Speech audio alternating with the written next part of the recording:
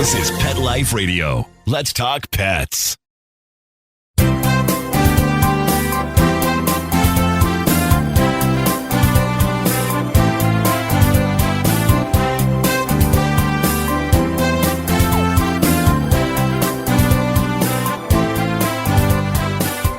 And welcome. You're here live with Dr. Jeff Werber, your host here for the next almost 30 minutes of Pet Life Radio's Ask the Vets with Dr. Jeff.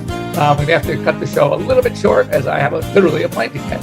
So anyway, we're here for you, here for your pets. So if you have any questions, now's the time to join us here at Pet Life Radio. A couple of easy ways to do it. Number one is you can give us a call, toll free 877-385-8882. Once again, 877-385-8882. You can also join me here live on Pet Life Radio. You go to PetLifeRadio.com, click on shows, and you'll see a link that says Ask the Vets with Dr. Jeff. Click on that show, and you will join us here live. Meanwhile, we have been talking on my Instagram live show, our simulcast, if you will, and we have a question that came in. May as well get straight to the question. And it's from Mama Sue. It says, my dog is licking his front legs. They are turning pink. What could be causing this? What can you do? Yes, allergies is high on my list. Sometimes when dogs, we have dogs that are like thumb suckers or nail biters. It's an anxiety relief. It's a stress relief. But they don't usually create damage. You'll see them licking, but it's so soft. It's so gentle. It's basically satisfying them, but it's not hurting the skin. When you see skin that is pink or the hair is missing or it's thinning, then it's more likely an allergy. The question is to what? Is it a hypersensitivity just to the feet? I.e., think about something that they're walking on outside, thinking about maybe some fertilizer that gardeners are putting down on lawns. Those can be very irritating to dogs, and that might cause them to lick their feet. Also, is it the top of the feet or is it the bottom of the pads? Are they attacking them underneath, in between the toes? Another thing we think about with foot chewing or foot licking is food allergy. So what happens is when dogs inhale allergens, we call that atopy, then the lesions are usually in the groin, underneath the belly, sometimes lower back, sometimes ears. When it's on the rump, you think of flea allergy. That's where, when I see a dog who's thinning right around above the base of the tail, lower back, I'm going to look for fleas or flea dirt. But if it's feet and or ears or face rubbing, you have to put food on your list. Now, food is not nearly as common an allergy as we used to think, but it's still there. So if there has been any food change recently, anything he's been eating that he normally doesn't, any different treat, I will tell you that the most common food allergens are going to be beef, chicken, turkey, or poultry. And as far as the grains, it's going to be corn and wheat. If you think your dog has allergies and avoid those four, you'll be probably 60, 70% ahead of the game. Now, what we have to often look for, if we do think it's food allergy, are some sort of foods that we call novel proteins. That's something that it's a food that only has one protein source and probably the dog has never seen before. Think of salmon, venison, rabbit, a bison, whitefish. So that's why if you notice in these pet stores now, there are so many weird foods out there that you've never seen before. Duck might be a good one. There used to be one that was very good. Unfortunately, the public commentary was they didn't like to feed it to their dogs, and that was kangaroo. Meanwhile, in Australia, they loved it because kangaroos are such a nuisance. The fact that we're going into pet food was great, but here we couldn't take it here. So it'll be tough to find kangaroo. But there are all sorts of, sort of unusual proteins that dogs can eat. And even if they were ultimately going to be allergic to it, the allergy for that takes sometimes 8 months, 10 months, a year to start developing. So at least it gives you some relief for a while. Now, also, one thing you have to know, when you are going to switch over to a diet that is supposedly hypoallergenic, a novel protein, something that's new, understand that it could take up to 6 to even 8 weeks to see the change once you stop that which you're feeding now. So it's not like an instant fix. So just keep that in mind. So, and as far as bitter apple, I know I have a product that's called Stop Bite. You can probably maybe find it. If you go to drjeff.com/products, you might see Stop Bite there. In fact, I have a lot of my older products that are excellent products. They're available online if you want to get them at drjeff.com. So it's drjeff.com/products. And it is my Dr. Jeff Pets line. And they are very effective. They are still very good, but we are now creating, as many of you know, a new line. So we are now trying to just sell off at a really amazing discount price some of our older products so they don't go to waste. So anyway, think about that. So stop bite is good. Other than that, you may have to put booties on. Sometimes you just have, but what I would also do is wash the feet well. There is a couple of really good products out there also. One is a product with a little lidocaine in it. So if the feet are irritating, then that might be a good thing to try. It's a Bactine with lidocaine. But stop bite is very, very effective. It is so bad. I tasted it once, and it was like the worst. Like you want to pucker up. It was so strong. So I called the woman who was the chemist who made it for us, and she said, "Oh my God, it's really bad." He says, "But you know what the antidote is?"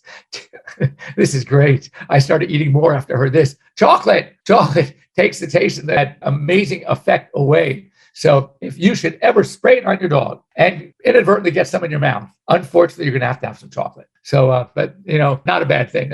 I'll take that switch anytime. Okay, next up, inside of the front legs. That could be allergy though. So Mama Sue responded, she just started adding beef, and that's when it happened. So that's a good thing. All right, as you know, like to peruse the news, and I have some stories here. So this is cute. It's our own fault that dogs have us, and a quote unquote, wrapped around their paws. So this is interesting. There's a ratio of fast twitch muscles to slow twitch muscles in people, all animals. And interestingly, faces of dogs, as far as the ratio of fast to slow twitch muscles, is greater than, as in people, than it is in their ancestors, which is the wolves. So therefore, they have the ability to really tell our expressions as they do. And so what happens is they might give a certain expression that we then respond to. So we think it's cute. So we have, we build a bond, a relationship to animals that have some characteristic that we like. So when it comes to breeding time, you got to think that this is, hundreds of years ago. When it comes to breeding time, the breeder, which animal are they going to choose to breed? They're going to choose the ones that they spend more time with, the ones that they bonded with. So that trait that caused the bonding, hopefully will get passed on. So we've created the animals that we like based on our own personal preferences. So when the dog has the puppy eyes, all right, that's probably an evolutionary phenomenon that caused by humans selectively breeding for that facial expression. And therefore now they have it. And boy, are they using it to the max. They know, as any of us, you can't say no to your puppy, those puppy eyes. That's why. So horses also interestingly have summertime hazards. We talked about that, are summertime hazards. And so those of you that are horse enthusiasts and have horses, these are things you have to think about, okay? And that is dehydration, of course, heat stress, sunburn, photosensitization, insect bites, and what they call pasture-associated asthma. And that is the dust from the hay and the pasture gets in and they develop an allergy. So as with any of these things, once you know it exists, they can be somewhat preventable. How? Very simple. It's just observation and management. You want to keep them, obviously, you should know your horses, just like we know our dogs and our cats. Ample water, shelter from the heat and sun. You want to use mold and dust-free feed and protection from biting insects. So very similar, but again, prevention is the answer. Prevention is the key. So, this is another story about how the effect that we have on the animals that are here. And this one is more like how we screwed it up. And how did we screw it up? We screwed it up with some of the brachycephalic breeds, and in particular is the pug. So the pug's extreme features are causing extreme health problems. In fact, in the UK, the Royal College, which is one of the top veterinary schools in the world, says pugs should not be sold as pets anymore until breeding practices improve. So we talked about the flat faces that restrict breathing, the bulging eyes, that these dogs are prone to eye ulcers, and their compact bodies are prone to obesity and spine issues. So they are really cute. As you know, I'm a Frenchie guy, and we have Frenchies. And so what we love about, when I think of the three breeds that are very similar in stature, you got the French Bulldog, you got the Boston Terrier, and you have the Pug. And they're very similar, except in order of cuteness, I think Frenchies, of course. But no, pugs are great. Bostons are great. But as far as aggressive nature, pugs are the happiest dogs on the planet. They love everybody. Frenchies are pretty close. The one of those three that I have the most problem with, I'd be very curious to know if you have this breed, Boston Terrier, how your Boston is at the vet. Because I have some Bostons that come into the vet and they are not happy to see me. So I'm curious. Anyway, while you're pondering that, anyone has Boston Terriers, to let me know. We're going to take a very quick break today because we're short on the show. We'll be back after these very brief messages. Don't go away. Take a bite out of your competition. Advertise your business with an ad in Pet Life Radio podcasts and radio shows. There is no other pet-related media that is as large and reaches more pet parents and pet lovers than Pet Life Radio. With over 7 million monthly listeners, Pet Life Radio podcasts are available on all major podcast platforms, and our live radio stream goes out to over 250 million subscribers on iHeartRadio, Odyssey, TuneIn, Stitcher, and other streaming apps. For more information on how you can advertise on the #1 pet podcast and radio network, visit PetLifeRadio.com/advertise today. Let's talk pets. Let's talk pets On Pet Life Radio. Pet Life Radio. PetLifeRadio.com.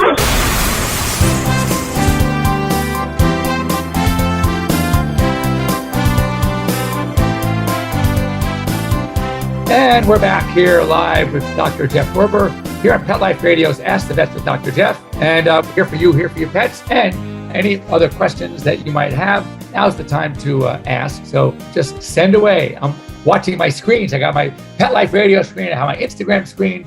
So in the meantime, I've got some more good stories for you. So this is really cool. A cool story. So, and always people think that, oh no, they don't like cats. I can't tell you how many people I've met that just don't really like cats. I'm thinking, how do you not like them? Oh, they're so individual. They're not social. They're this, that, and the other. That's not true. They may not be as social as dogs, but that's a mechanism that's ensured their survival. But they are really cool. We have 5. I'd say 4 of the 5 read the dog book by mistake. One, our oldest one, his name is Munchie. He's always been a little bit aloof. Actually, he's getting a little bit nicer. Not nicer. He's never mean. He just didn't love the attention. Compared that to some of my others like Ninja, who can't get enough. So, but anyway, this was really cool. So cats know their own names, but probably also the names of other cats as well as humans in the household. So that's really cool when you think about it. All right. So in one study, cats stared longer at unfamiliar feline and human images when a familiar name was called. So they didn't need to look as long if the image matched the name. So when they saw an image that wasn't one of their other cats, okay, in the household, and they heard a name that there was a familiar name, but none of their own cats were there, they kept looking longer. Wait a second, when am I going to see my cat?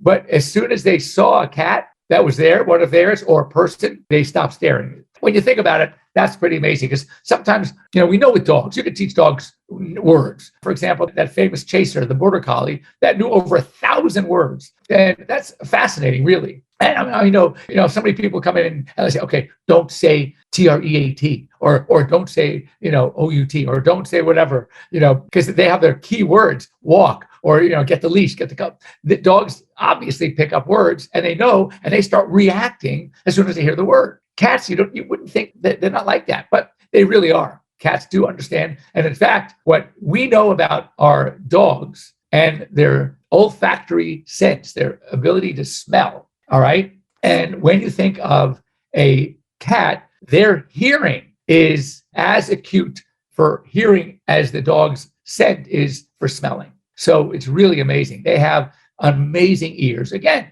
and when you think about being nature and the need for their ability to hear sounds to prevent the predators from attacking. So that has ensured their survival. And so they have an amazing hearing.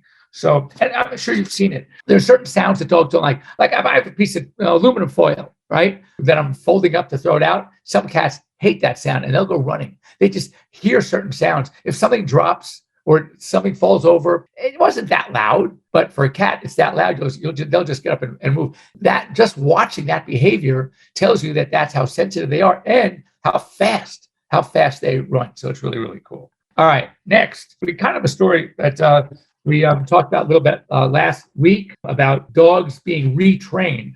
But this was another story about just airport dogs and detecting COVID-19. And it's a super high success rate.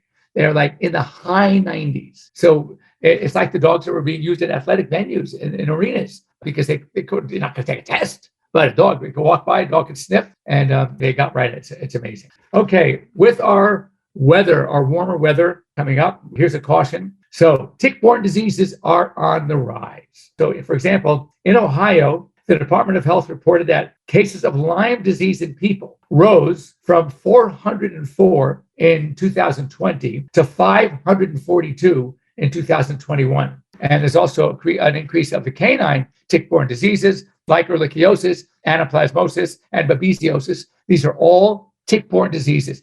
So tick is the vector. It is what's carrying the disease. And by the way, these obviously diseases don't affect them. So they pick it up. They can take it from one person. It's in their blood. Now they bite another person and they can transmit it. So very, very important to keep those flea and tick products on your pets. There are some great ones out there, despite the bad press that some of them get, which is it's not really based on science. It's based on emotion, are the isoxazolines. The isoxazolines are the newest group of flea and tick products. They include Bravecto, Simparica, Credelio, and NexGard. All very effective. If you also have your dog on heartworm prevention, you want to speak to your veterinarian because two of them, Credelio has Credelio Plus and Simparica has Simparica Trio. And the Plus and the Trio also take care of heartworm disease. So in one monthly chewable, safe tablet, you are giving protection against fleas, ticks, and heartworms. Now, here's something to remember is that when you hear these stories about the seizures, it's not been proven that these products cause seizures. The issue is that every one of the dogs had either predisposition to or ultimately had things like epilepsy. And because one isoxazoline seemed to have that effect, it doesn't mean the others will as well. A good friend of mine, Dr. Mike Dryden, is one of the top veterinary parasitologists in the world. He's now emeritus at Kansas State University. And I talked to him about all of these stories. His laboratory, there's not a flea or tick product on the market today that did not pass through his lab. So he's got the skinny on it. And I talk to him whenever I hear these stories. And when he tells me that he has his dogs on it, and that kind of tells me that it's like any of these stories you hear, okay? They get sensationalized. It happens once, and all of a sudden, oh my God, you got to be careful. Think of all the commercials you hear on TV for products, new products for people, for all sorts of problems, for depression and for psoriasis and all this stuff, right? Arthritis, and diabetes type 2. And they give these commercials, and you see this, the wonderful couple and the family and enjoying life because of this new medication. And then at the end, what do you hear? Oh, and that guy who talks super fast and says, and it can cause heart disease and even death, right? So do you see people running and returning theirs? They have to provide that information. It's from the FDA testing. And the classic story I tell you how insane some of these things are. And they don't even do their homework to find out, did this have anything to do with the medication? Or well, you had a guy who was 96 years old, had a heart attack. Happened to be on it, yes. He's going to have a heart attack anyway. But no, it's because the meds. We have to report that. So a colleague of mine who was a chief medical director at a very large hospital chain, great guy, super smart, Dr. Dave Broyette. He's a board-certified veterinary internal medicine specialist. He started a company, and it's a really cool company. Well, what they do is they make medicines for certain conditions that the conditions aren't so common that a big drug company, a big pharma company wants to waste their time and effort on it. So he's got some really cool stuff they're working on that will have a tremendous impact on veterinary medicine. So one of the meds they were testing had their test group of however many dogs. And they were giving all the data to the FDA to get the FDA approval. And during the course of the year or 2 years of study, whatever it was, 2 dogs happened to have drowned. Why? Because they live in a house with a pool and there was no fence around the pool. And as happens, some dogs drown. Right? Had nothing to do with the medication. So as they're going, and they have to report when dogs drop out of the study, why did they drop out of the study? Well, this one had this problem.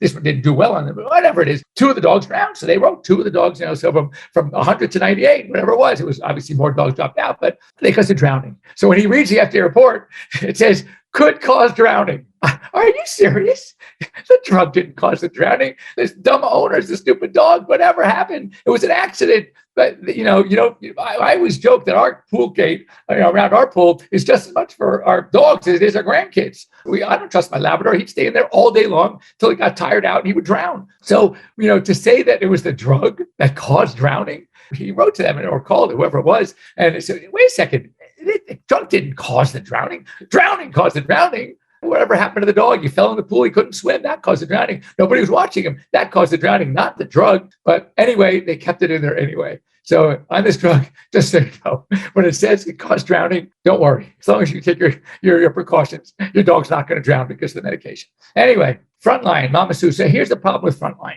Frontline, let's go back to isoxazolines. Frontline, which is fipronil, the active ingredient, and Advantage and Canine Advantage, which is imidacloprid. Imidacloprid is the active ingredient, are both extremely safe. Not a problem. The problem is they were the first to the market, and we're talking almost 20 years ago. Insects, if you know anything about insects, they don't need close to 20 years to develop a resistance. So it's very important that you know that even though they're safe, and it still might work, I'm not saying don't use it, but you will not have the same efficacy because of Frontline that it once was. It once was one of the best. I used to recommend it all the time. And I was a national spokesperson for Advantage and Canine Advantage. I know them very well. I know the science, but it's nothing to do with the medication. It has to do with the amazing insects and how they are able to adjust and to modify their own genetics to survive. And they've done it. So when, a lot of times it's almost like the body gets so used to it, or if you don't use it properly and you skip, let's say, instead of 4 weeks, you go 5 weeks, the end of the 4 weeks, or you stop using, you missed a week, whatever it is. So the strong bugs, right, they still were alive. So now who is left to breed? The ones that didn't quite die. So now they've passed that trait on to their offspring and then to their offspring. So you can imagine after a while that you see a lot of resistance. So it is not uncommon for any medication on the market like this. I look back and, one thing that my mentor, when I was in vet school, made sure to let me know, because she thought I was a hot shot. She said to me, she goes, Jeff, says, just don't forget one thing. Every 5 years, half of what was gospel is obsolete. That's how fast things change. So it's very important to know that when I look back at my notes, and I'm out, 38 years. I started vet school over 40 years ago. And I look back at stuff and say, what? We used to use that? I can't believe it, right? Things change so fast. So it's not a surprising factor to me to see that the flea products and tick products that we use are also have to go through change. So anyway, you have it. And lastly, if you drink milk and you live in New York, just know that there's a couple of farms that are using unpasteurized milk. All right. It's in a New York state farm. They are finding listeria. And one of the big animals, this is why I don't like raw foods, listeria, Campylobacter, E. coli, salmonella are all very common infections, bacteria, because of either unpasteurization, because of raw. So just know it can happen. Yes, if you really want to be on a health kick, it might be good for you, but I would still recommend talking to a veterinarian, but I would still go with pasteurized. Anyway, that does it for us for today. We will be gone the next couple of weeks. Now on Instagram Live next week, which will be Memorial Day weekend, I will have a show. So those of you who want to join me, I would love to hear from you during the week. Any topics that you want to talk about. Mark is going to be away, my producer, Pet Life Radio. And the next week after that, I'll be unavailable. So for the next 2 weeks, next week, we will have an Instagram Live, but no Pet Life Radio. And the week after that, we'll have neither. So just so you know, that after that, by the 2nd, was it June 5th, 6th, whatever it is, the following week, we will be back here live on our regular schedule here on Pet Life Radio and on Instagram Live. Thank you all for joining me. And again, if there are any questions you want answered, you want to talk about anything going on with your pet, and from the phone calls I get on AirVet, I know there are lots of things out there that you want to talk about. So, or you just want more information, you get it for free. Nothing wrong with free. And don't forget, if you want to see some cool products at really, really good prices, drjeff.com/products. And I have a really good stuff out there that, as I said, we're discontinuing the line completely. So I will, of course, let you know when the new line is ready. Have a great week, everybody. I will see you Instagram here live next week. And my Pet Life Radio, we will see you back in 3 weeks. And again, for Pet Life Radio, you can always reach me at drjeff@petliferadio.com. If there's any subject matter, anything you want me to deal with, talk about, help you navigate through whatever going on with your pets, please don't hesitate to reach out to me, and I would love to help you out. All right, so be well, everyone, and we'll see you guys in Pet Life Radio in 3 weeks and Instagram Live next week. Be well. Let's Talk Pets, every week on demand, only on PetLifeRadio.com.